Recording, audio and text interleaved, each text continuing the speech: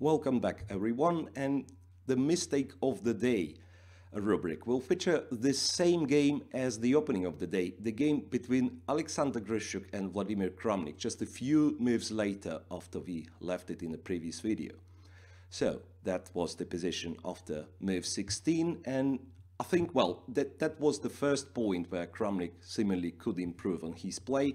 So he continued with castle, why it really looks that queen takes d1 would have, secured the draw in a easier way. So queen d1, rook d1, black takes on e5, then white has the only attempt to fight for an advantage, which is knight c7 check, king e7, a check on g5, forcing f7, f6, and then to take the pawn on e6.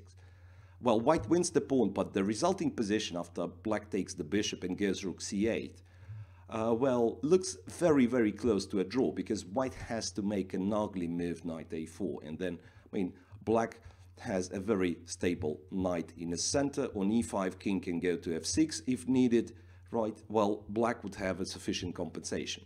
Instead, Kramnik continued with castle short, but as I said, perhaps there is nothing wrong with that. Exchange happened, bishop f4. Well, just quickly, we will get to the next position, which is a point of our interest, knight d4 here. And then it feels that Vladimir has lost the sense of danger completely. He has played bishop e4.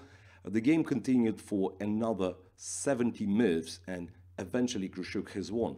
But Kramnik could have played bishop takes d4, and after c takes d4, just to play knight f5, attacking both h4 and d4 pawns.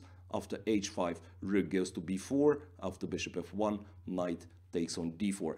Well, technically white is still somewhat better because of pair of bishops, but of course this is an absolutely drawish position on this level.